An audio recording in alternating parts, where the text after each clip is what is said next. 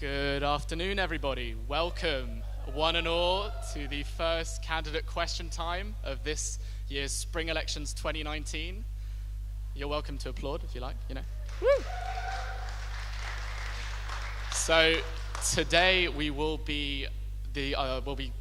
today is the hustings for 4 of the candidate positions: Education Officer, followed by Postgraduate Officer, then Democracy and Development Officer, and Welfare and Campaigns Officer.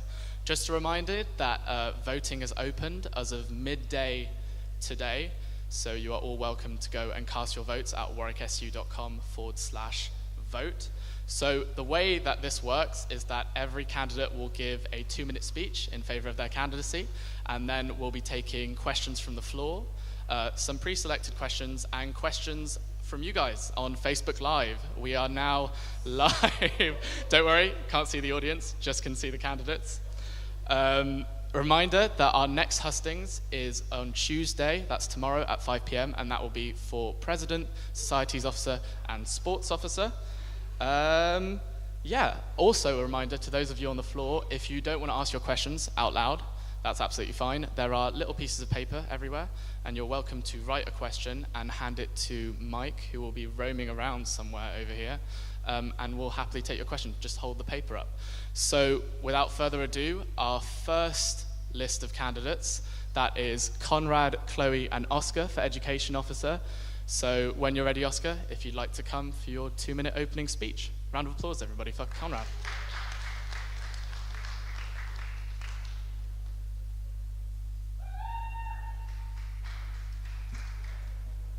Hi, gang.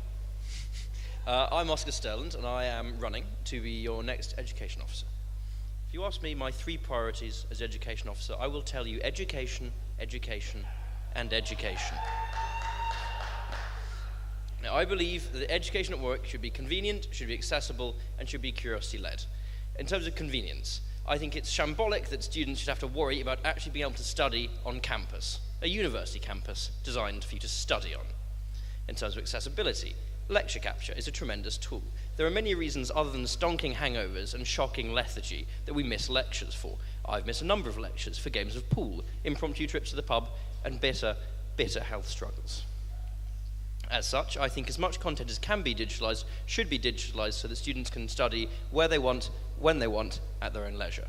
In terms of curiosity-led education, I believe that you will study best what you actually are interested in and actually care about.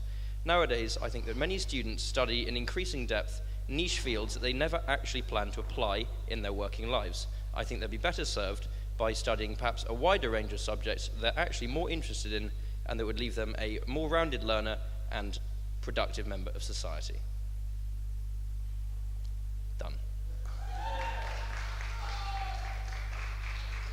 Thank you very much, Oscar.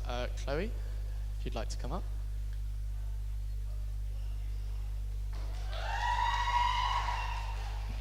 I'm a small person, but my commitment to education is big. Thank you. So, hi everyone, my name is Chloe. I'm a 3rd-year English literature student, and I'm running to be your next education officer. And why is that? That's because I take a firm stand against the marketization of education, the fact that our university makes decisions that are based on market forces, and this means that as students, we're not treated as individuals, we're not cared for, we're not supported, instead we're just treated as a number and a way to make profit. So my policies are about supporting the students. They're about providing a free education and more resources. It's about making education a liberated one, and it's about making education one that is quality and accessible for students. So a few of my policies that I will introduce as an education officer is to have a director of wellbeing in every single department so that students have somewhere to turn to, and a dedicated member of staff. I also want to cap library fines, and that will help reduce the financial burden. I want to decolonize our education and continue with working groups that are kind of beginning that work in that area. And lastly, I want to make sure there's more lecture capture while supporting staff and making sure that their academic property is safe. And I also want to increase the amount of study space that's on campus. That's just a few of my policies. Thank you very much, Chloe. Round of applause for Chloe. And finally, we have Conrad. A round of applause for Conrad, please. I'm a bit taller, so I have to move it up a bit. Hi, I'm Conrad. I'm a third-year biochemistry student, member of the Education Exec, secretary of a campaigning society, and I'm running to be your next education officer. I think that the education officer needs to be someone who can put students first, and I believe that's me. One of my main priorities is that course costs are far too high, so I want to move resources online so things are more accessible for students. Students can't get, if they live off campus, trying to get in from the buses can be really difficult, so I'm going to lobby Stagecoach for more, and National Express, for more buses at peak times and exam season. I want to standardise feedback for modules and personal tutors. I would like to continue the fight that I've done to have a universal lecture capture and an earlier exam timetable, which I've seconded motions on in this student union before, and I want to increase mental health support for students so they know where to go for support. So if that all sounds good to you, then vote Conrad for education. Thank you very much. Round of applause for Conrad. So first up, we have a submitted question via email online. So the question is, I am a student from the stats department, and I can see a huge difference between mathematics department and the stats department in things such as use of lecture capture and special arrangements in class tests for students with disabilities. How will you ensure consistency within departments for issues such as these? Oscar, if you'd like to go up first. As a maths student, I have little kind things to say about the stats department. That said, like it or not, they are part of our university and do deserve as good an experience as we can give them, poor souls. I have noticed that many of my maths modules are vastly, vastly better supported than the physics modules and indeed the modules of my fellow students. I don't see why the measures that the maths department put in place would not be equally effective in the stats department, and actually cannot think why two departments that share so common a list of methodologies and field of study should not be able to share many of their working practices.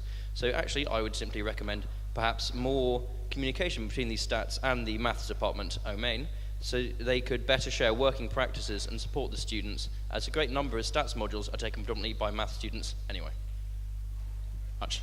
Chloe, if you'd like to come up.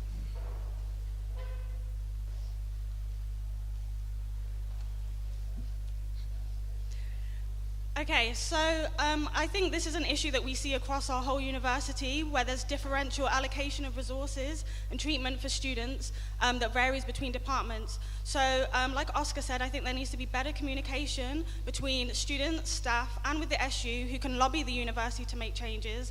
I think that the university should also talk more to liberation societies such as Warwick Enable, and there should be, better feedback systems where the actual students can talk about what issues they need and where they need resources and help. So I think it's about improving communication first and foremost, yeah.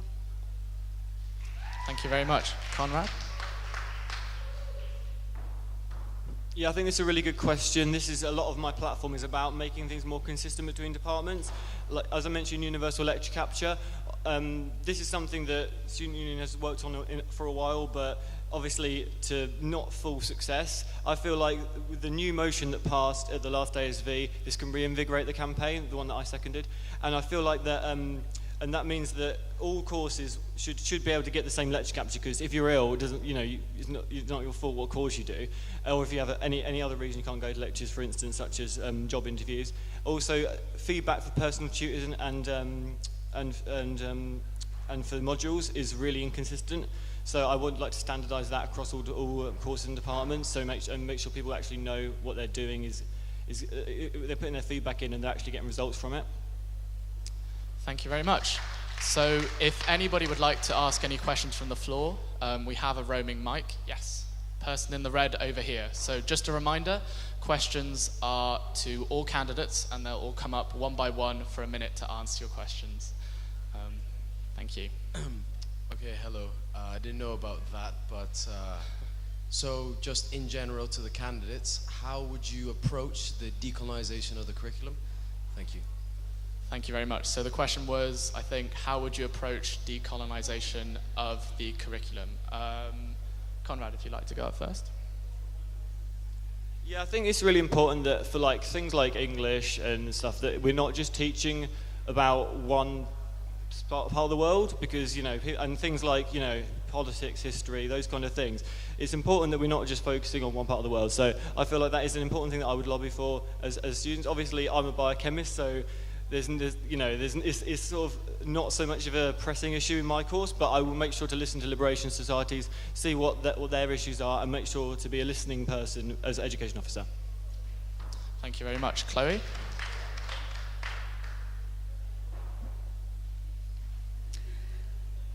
How would I approach decolonising the curriculum? Well, in my current roles that I'm in, being in the education exec of the SU, and also 2 years running and the WARSOC exec, I've already been a part of many of the projects that are currently taking place within departments and with students outside of departments that are working together to kind of decentralise white, cis, heteronormative knowledges and practices that, it goes across the entire it goes across university, not just in humanities degrees, but also in sciences. I think it's also relevant there. So I think what I would do would be to continue, like the Decolonise project that the current education officers already has set up, the hidden histories events that take place in the SU. So I draw upon what's already happening. I would continue working with departments and staff in discussions that are already taking place and kind of push for that work to be embedded across the wider university. That's a minute, I'm afraid. I'm going to have to cut you off. Really sorry about that. Oscar, you're up next. I think with the ability for us to travel great distances that we have nowadays and the widespread, essentially complete sort of homogeneity of the internet, it's unreasonable now for a student not to expect a truly international class education, and that involves being educated beyond the borders of Western Europe. Personally, I do not have great knowledge, for example, of the sort of written English or poetry or history of areas. I'm a math phys student. I'm from South Buckinghamshire, but we do have liberation execs. We have societies dedicated to this. We have real passionate students that should be listened to. We have minority groups who want to make their opinions heard but aren't being listened to. There are students who know much more about these things and are much more passionate about these things that I think is an underused resource. We get the people who actually care about these issues, that actually know about these issues, to speak to the SU, and by better communicating with them, we ensure that their voices don't go unheard. Thank you very much. Are there any more questions? Yes. Larissa, just over here. So, as the current education officer and deputy president, what's become really clear is that in tackling hidden course costs, some of the issues that we need to address are disparities in the things that students are experiencing when they get here on top of the fees that they already pay. What have you committed to in your manifestos that will tackle that? So the question is, how would you tackle course costs? Chloe, you're up first.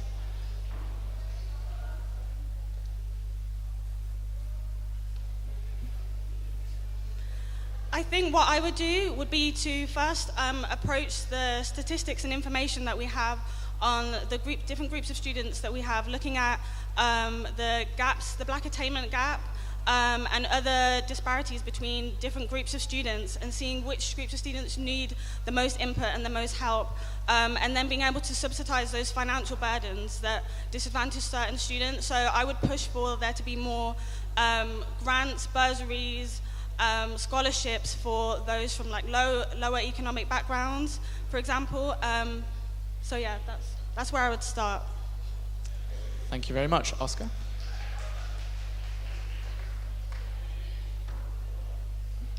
I think that having already paid over £9,000 a year to attend, you should not be limited then by having to pay more to actually access the studies you've paid for. I don't think that a student's means should get in the way of them actually achieving if they're curious and genuinely driven.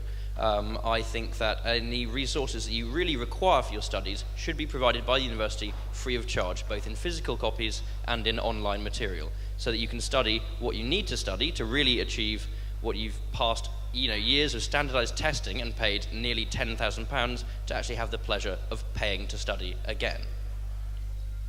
Thank you very much. Finally, Conrad?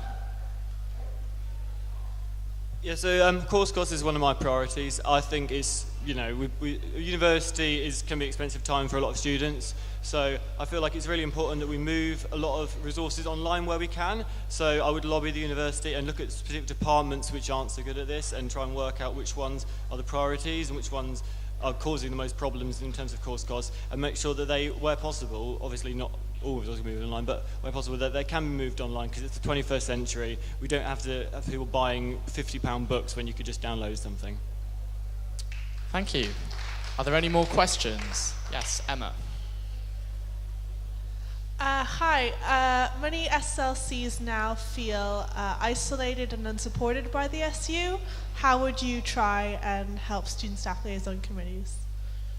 What would you do for SSLCs? Conrad, if you'd like to go up first.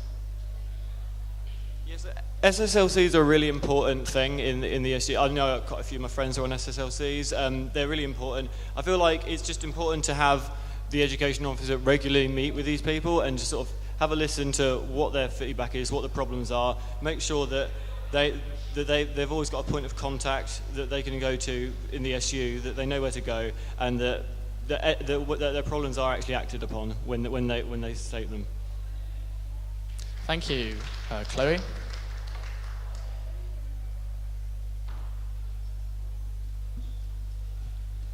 So in terms of SSLCs and the collaboration between them and the Students' Union, I would say that, again, like Conrad said, there needs to be better communication. And so I would kind of maybe establish a working group with the SSLCs to review the current system that's in place and see where its failures are, where it's working best, and what they feel like would help develop that kind of that network between the students, the staff, and the student union. And I would make sure that SSLC's motions and policies are at the forefront of our discussions with the rest of the education exec. Thank you very much. Oscar? The actual job of the education officer is to be the point of contact between the student union and the student body and their educational concerns. The SSLC is comprised of students. If they're feeling isolated, the job is not being done.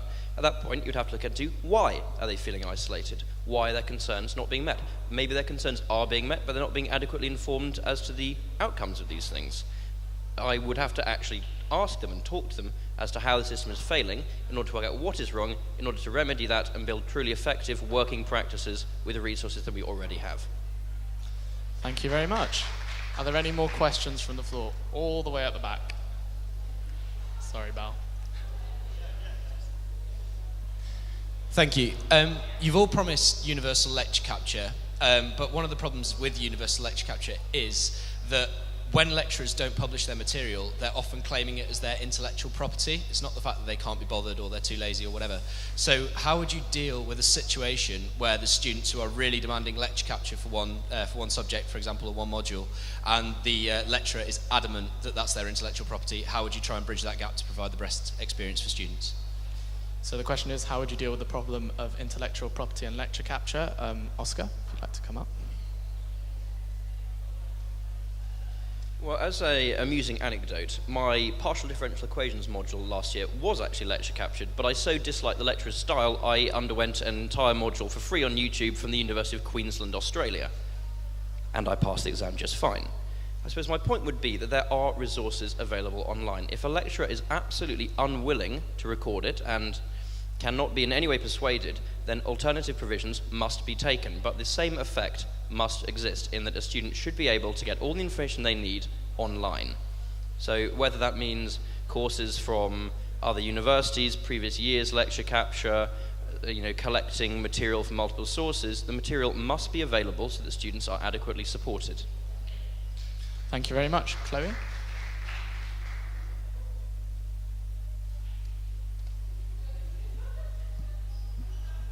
I think your question's a really important one, because I think a lot of the time students don't realise that most of the time when their lecture captures aren't available, again, it isn't just because tutors don't want to put it up there, it's because they're feeling insecure about the safety of their academic property. So I think what I would go from the perspective of speaking to tutors and engaging in discussions with them, and also engaging in discussions that are happening with the NSC and the UCU, and in that process, because that's where the real issues are, and then maybe looking at alternatives or kind of compromises, such as maybe having lecture captures available for a short, limited period, such as 10 days after the lecture, and then them going offline. So I think I did try and, speak to the staff and engage in comprehensive discussions about that. Thank you. Conrad. Yeah, this is a really good question. Obviously, you can't force lecturers to do it if they really don't want to, but constructively, I think there's a lot of ways around sort of their fears and make sure that they actually feel satisfied. I think one suggestion that I've heard that I think it would be one thing to work towards would be a sort of watermark system, so that it would be clear that they're copyright with the lecture and what student it is, so they can't be like downloaded and published somewhere else. It's obvious who did it if that does happen, and then just sort of making it very clear in the university in who owns the lectures, and it should be the lecturers because they're doing the lectures. So yeah, but make sure just that it's a very clear policy on that, and make sure that just we talk to them and work with their concerns. Thank you. Round of applause for Conrad. Any more questions from the floor? Mr. President. So the other part of your role is Deputy President. How do you see yourself fulfilling that role? What are your qualities to become Deputy President? Just a bit more about what you consider yourself, how you could do that role. So part of your role is Deputy President. Chloe, if you'd like to answer first.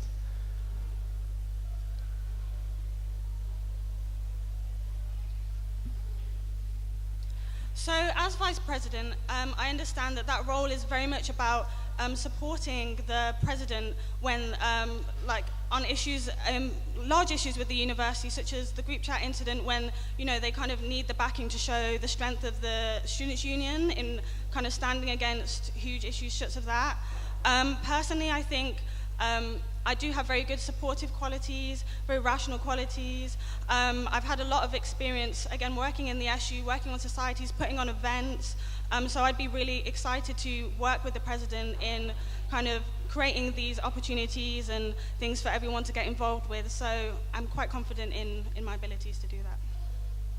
Thank you. Oscar?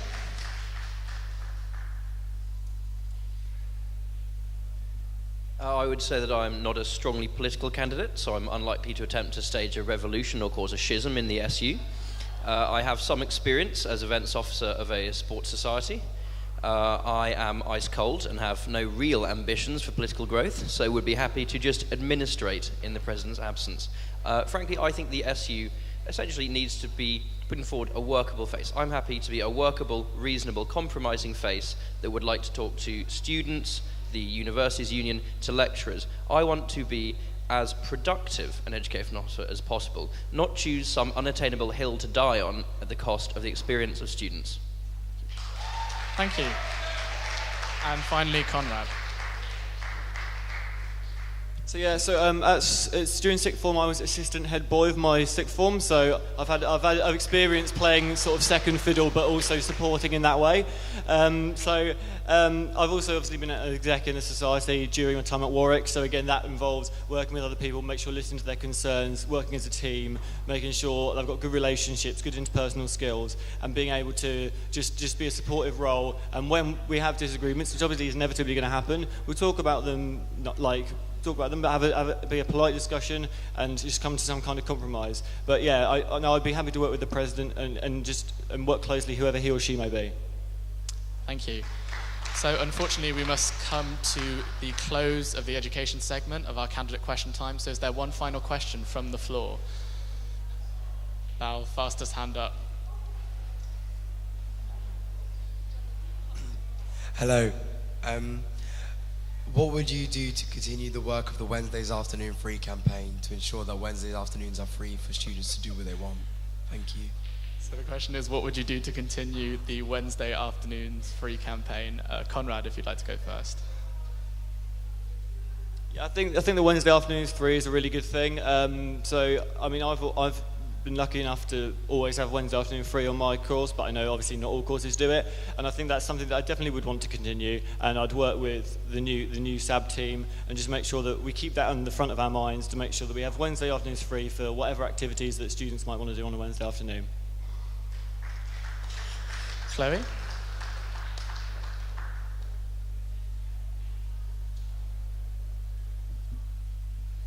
So my campaign is a lot about the educational experience at Warwick being one that is holistic and allows students to take a break from education and academics and feed into other areas of their lives. So I would definitely fight for Wednesday afternoons to continue to be free.